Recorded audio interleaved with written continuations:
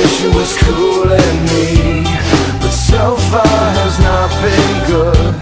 It's been shitty, and I feel awkward as I should.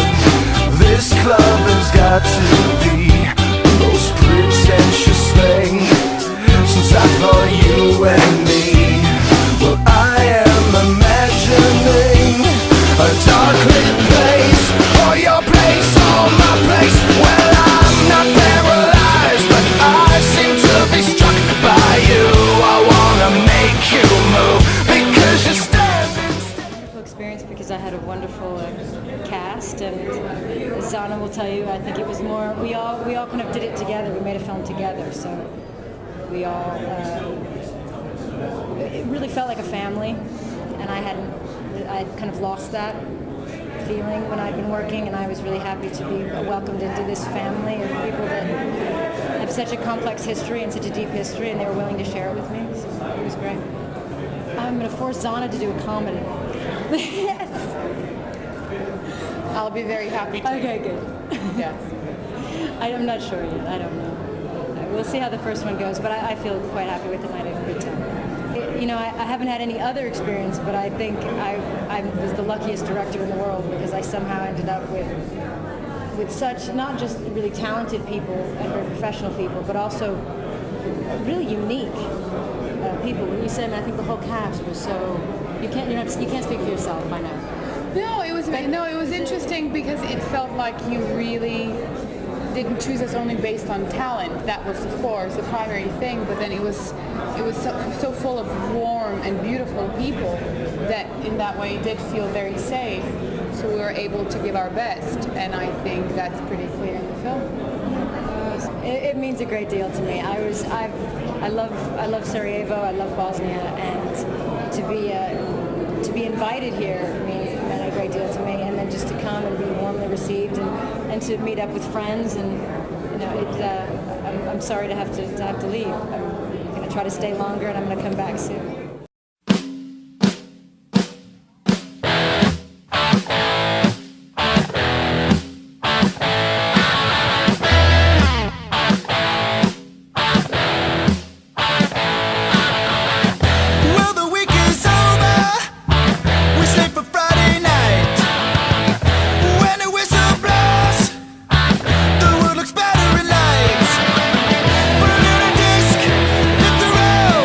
Gonna drive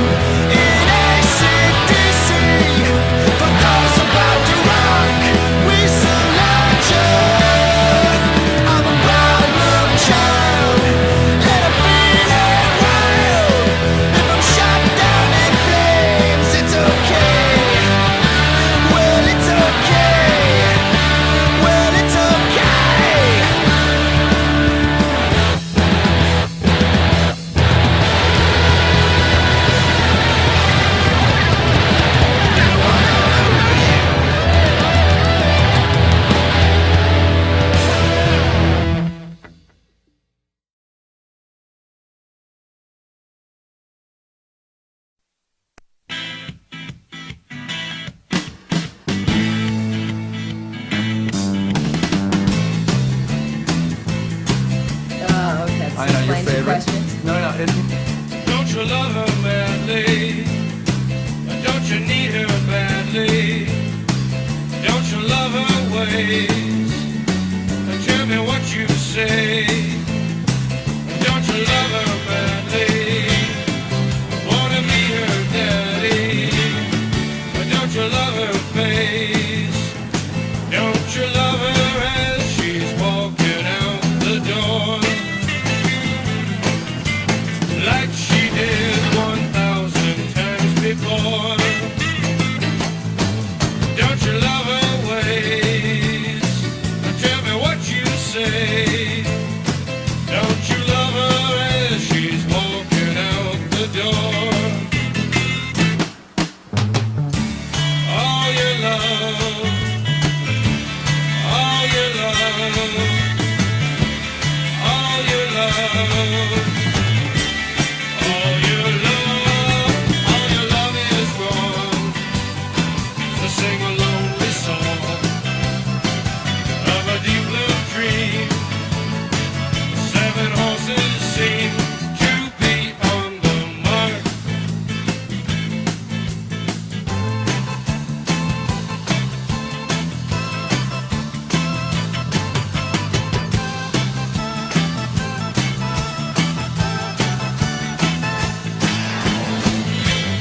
Yeah, don't you love her?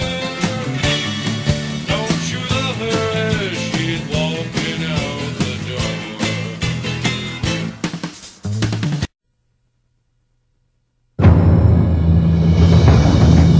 This film, I believe, has been years in the making. Can you tell us about where you come into the picture on this film? When did you first hear about this movie? I think I was probably one of the last pieces in. It was Jude and Gwyneth were already doing it, and Jude came to visit me with John Abnett, the producer, and they had this 5-minute tape that Carrie had made to show what could be done in this, and I just sat glued to it, and I was so just really so excited that there was something that could get us all back to it. Just as an actor or as an artist, it's exciting to see something new. So was that what sparked you to it, as it were? Was this short film? There was a 4 or 5 minute short film, was it? So it wasn't a script. It wasn't a. No, there wasn't really, because the script you couldn't really understand. You couldn't really it couldn't be explained to you what they were going to do. It was far too complicated to.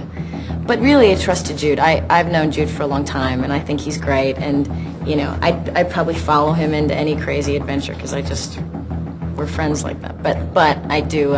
I was thrilled that I was invited into this project. And then when I read Frankie, I loved her.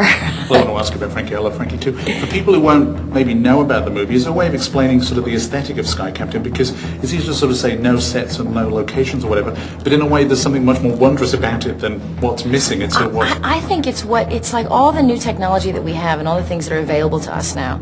And we're at that time, I think, as artists where we're not sure, how much that takes away or how much that can add or what exactly, we use it as to escape or to cheat something.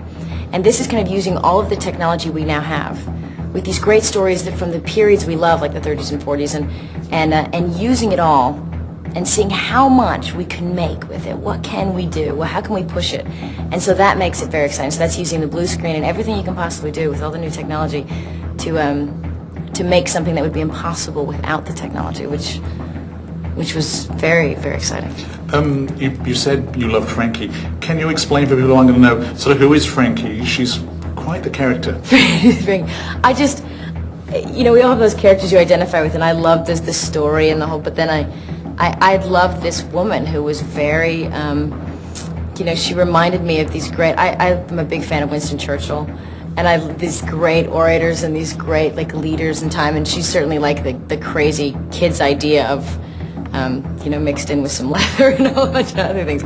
But she has this, I got all these tapes of these old RAF pilots, and I'd hear them speak and about what they were speaking about, and they had this great way of talking about their planes and I think there's the essence of what that was is just I loved it and it fascinated me. So that, and then she had these secrets as a woman. Is it hard to come up with a character such as this in the absence of what would conventionally be, a set and props? Can you tell us about that? Well, it's just one of those things that you think, because you don't know what's going to be created around you, oftentimes you can walk into a set and you can understand that the set's going to help you. You're going to fit into the set. It's going to make sense in the movie.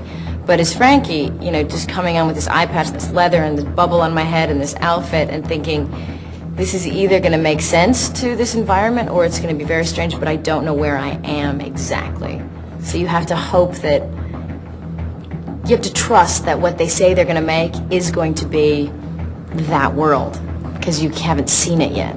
I think those of us who sit on this side of the sort of whatever the room will often sort of wonder what's it like to see a finished film when you've worked on it. But this must be more amazing still, mustn't it? Because I guess if you work on many of the films you've worked on, you kind of know what the location's like. This one we had no idea. Can you tell us what the experience of seeing it was like, or what do you? I haven't seen it. I've seen pieces of it, but I haven't seen. And the pieces I've seen, I just think it's what it had been explained to me, so it's what I was kind of expecting. But it's better than I did expect it to be, and it's just, I think it's also beautiful. I think it's, other than just being kind of like, you know, we can have comic book type things or adventure type things, but I do think it's a piece of art. It's beautifully done. As far as the director goes, he's a young guy. Yeah. Can you tell us about that? Again, you've worked with many directors. Is there something that you would characterize? Cary is he's a really genuine artist, and this was this wonderful idea that he had, and he's, you know, with his history with computers and understanding all of the science of this that we don't understand, and he's unbelievably good-natured. He is maybe because he is not a typical director. I think we all just found him so honest and charming, and so just happy to be there on the set and excited about everybody coming together and making this thing that he'd been sitting on for so long and hoping would one day become something. And I think just that too, when you meet somebody who's had a dream and something they've worked on and they never knew if it would become a reality, and you're part of it becoming that reality, and you see how grateful they are and how excited they are and how hardworking they are, it's very nice. And given this sort of innovative way of filmmaking, was it more challenging as an actor, or a very different experience, or is it just, you know, at the end of the day? It was only challenging that first moment of kind of realizing how that shyness, practicing the accent and wearing the outfit and sitting there and you know, there's that moment of looking at yourself and thinking, I shouldn't do this, you know, maybe I'll just tone the accent down, maybe I'll just not wear the, you know, maybe I'll just, and then you just think, all right, I'm just going to do it. I'm going to do it 100%. And it's just, once you cross over that, then I couldn't stop myself. I was camping it up every 5 minutes, and I was completely out of control. But it's just that first moment of resorting back to when you were like 6 or 7, and you just pretended and did it big.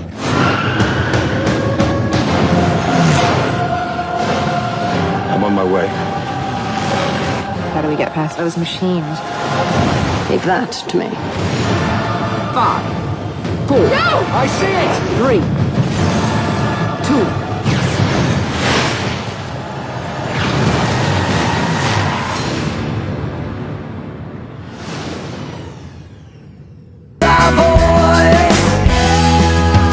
Chasing our dreams, we try to put them in a bag and save them for another day. Oh, I feel these memories are real. Times you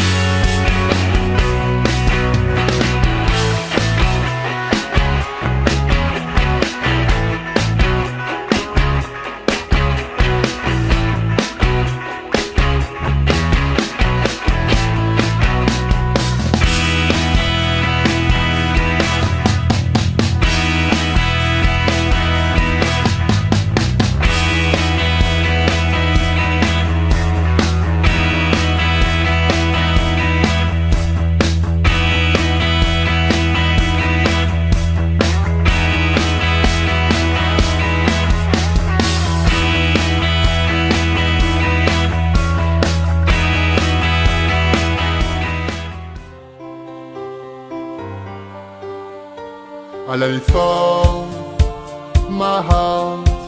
And as it fell, you rose to claim it. It was dark and I was over, until you kissed my lips and you saved me. My hands were strong, but my knees were far too weak to stand in your arms without falling to your feet. But there's a side to you that I never knew all the things you say they were never true, and the games you'd play, you will always win, always win. But I set fire to the rain, watch it pour as I touch your face. Will it burn while I cry, 'cause I heard it screaming out your name, your name. And I lay with you, I could stay there, close my eyes, till you're here. Forever, you and me together, nothing gets better. 'Cause there's a side to you that I never knew all the things you say they were never true, in the games you play, you will always win, always win. But I set fire to the rain, watch it pour as I touch your face. Will it burn while I cry, 'cause I heard it screaming out your name, your name. I set fire to the rain, and I threw us into the flames. When it fell, something died, 'cause I knew that was the last time, last time. Sometimes I wake up at the dawn, that heart you called must be waiting for ya. Even now when we are already over, I can't help myself from looking for ya.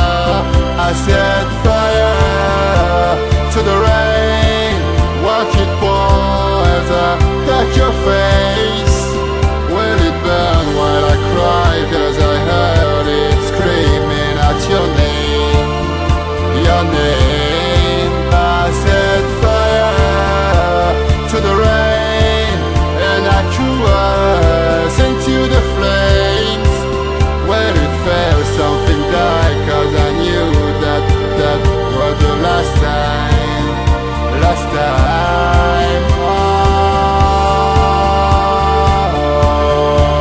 no, let it burn. Oh, let it burn.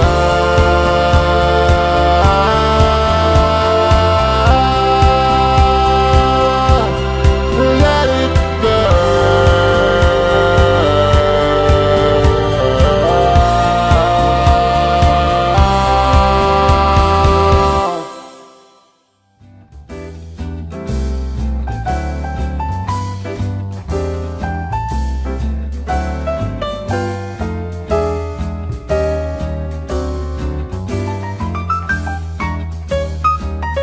Somewhere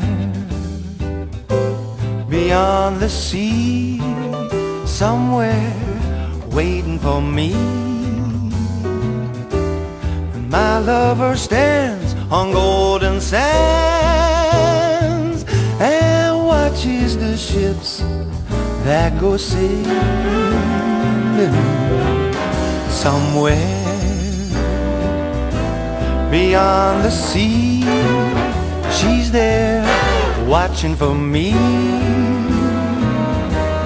And if I could fly like birds on high, then straight to her arms I go sailing.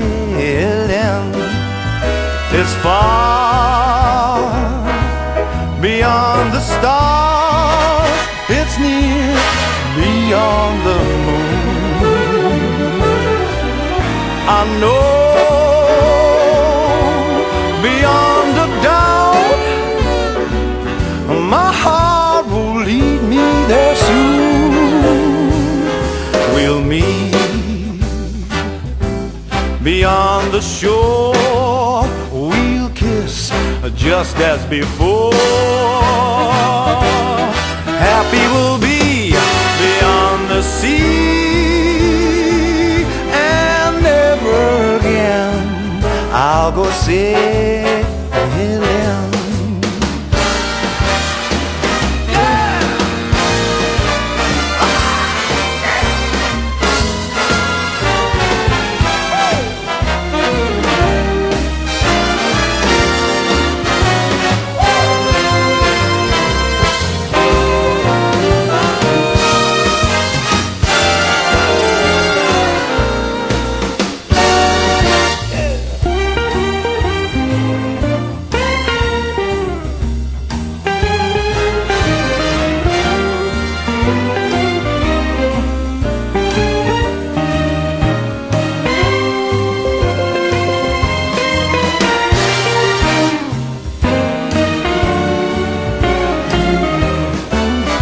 It's far beyond the stars, it's near beyond the moon. I know, yes I know, beyond a doubt, my heart will lead me there soon. We'll meet, I know we'll meet beyond the shore, and we'll kiss, and just as before, and happy we'll be beyond the sea, and never again I'll go sailing,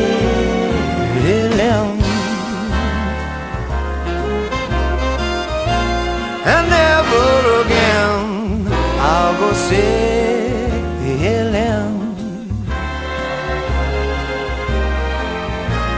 and never again I go sailing.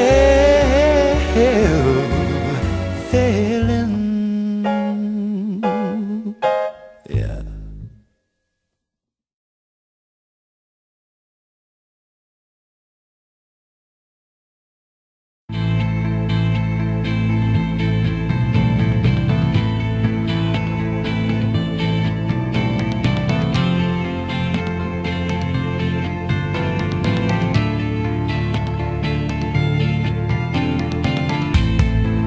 Angelina, still a man in my Angelina.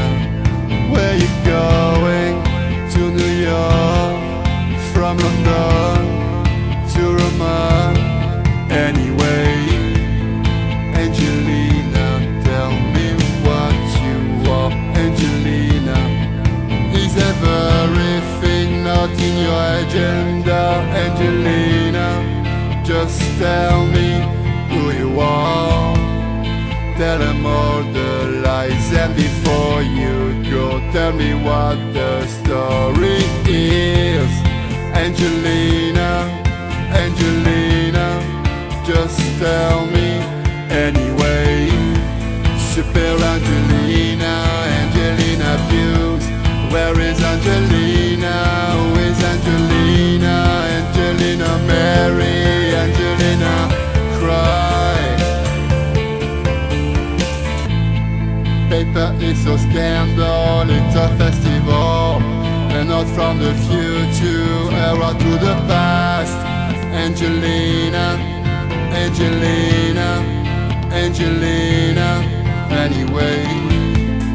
How can I dream now? What can I say now? The whole story now seems to play now. I'm the subject, you're a fine, you're the fire, the festival. Super Angelina, Angelina Views. Where is Angelina? Who is Angelina? Angelina Mary, Angelina Live.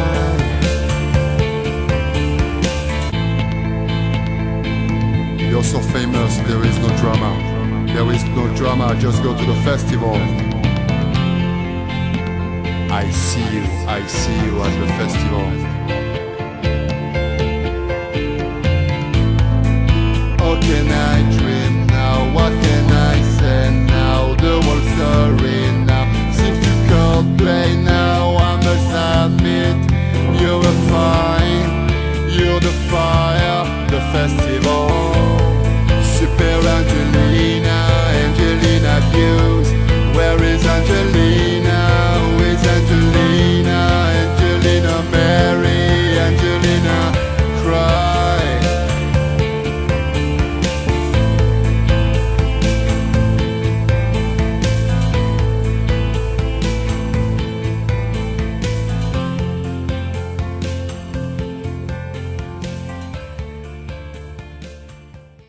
And strengthen the rule of law. We have to challenge the idea that the strongest leaders are those willing to dismiss human rights on the grounds of national interests. The strongest leaders are those who are capable of doing both. Having strong values and the will to act upon them doesn't weaken our borders or our militaries. It is their essential foundation. And none of this is to say that the UN is perfect, because of course we know it is not. I have never met a field officer who has not railed against the shortcomings, as I imagine Sergio did in his darkest moments. And he, like all of us, wanted a UN that was more decisive, less bureaucratic, and that lived up to its standards. But he never said it was pointless, and he never threw in the towel. The UN is an imperfect organization because we are imperfect. It is not separate from us. Our decisions, particularly those made by the Security Council, have played a part in creating the landscape that we are dealing with today. We should always remember why the UN was formed and what it is for, and take that responsibility very seriously. We have to recognize the damage we do when we undermine the UN or use it selectively or not at all, or when we rely on aid to do the job of diplomacy, or give the UN impossible tasks and then underfund it. For example, today, there is not a single humanitarian appeal anywhere in the world that is funded even by half of what is required. In fact, worse than that, appeals for countries on the brink of famine today are 17%, 7%, 5% funded, for example. And of course, emergency aid is not the long-term answer. No one prefers that kind of aid, not citizens of donor countries, not governments, not refugees. They do not want to be dependent. It would be far better to be able to invest all of our funds in infrastructure and schools and trade and enterprises. But let's be clear, emergency aid has to continue because many states cannot or will not protect the rights of citizens around the world. It is what we spend in countries where we have no diplomacy or our diplomacy is not working. And until we do better at preventing and reducing conflict, we are doomed to be in a cycle of having to help feed or shelter people when societies collapse. As another legendary UN leader who was also killed in the line of duty, Dag Hammarskjöld, said, "Everything will be all right." You know when? When people, just people, stop thinking of the United Nations as a weird Picasso abstraction and see it as a drawing they make themselves. The UN can only change if governments change their policies and if we, as citizens, ask governments to do that. It is moving if you think about it. We are the future generations envisioned in the UN Charter. When our grandparents resolved to spare future generations the scourge of war, as written, they were thinking of us. But as well as dreaming for our safety, they also left us a responsibility. President Roosevelt, addressing the U.S. Congress in January 1945, 6 months before the end of World War II, said this: "In the field of foreign policy, we promise to stand together with the United Nations, not for the war alone, but for the victory for which the war was fought." And he went on, "The firm foundation can be built, and will be built, but the continuance and assurance of a living peace in the long run must be the work of the people themselves." So today we have to ask ourselves if we are living up to that mission. They gave us the start.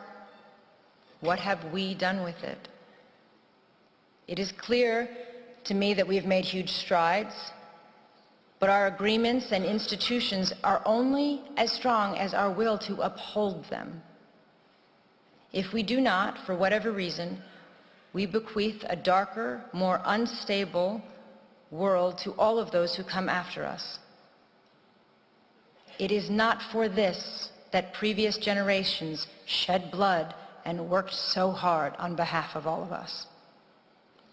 The memory of those who came before us holds us true to our ideals, resting unchanged in time.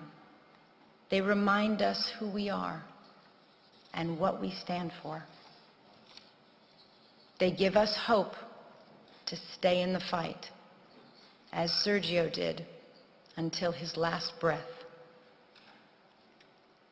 14 years since his death, there is a stronger need than ever before for us to stay true to the ideals and purposes of the United Nations. That is what I hope his memory holds for us today. We cannot all be Sergios, but I hope all of us can determine that we shall be a generation that renews its commitment to unite our strength to maintain international peace and security, and to promote social progress and better standards of life and larger freedom.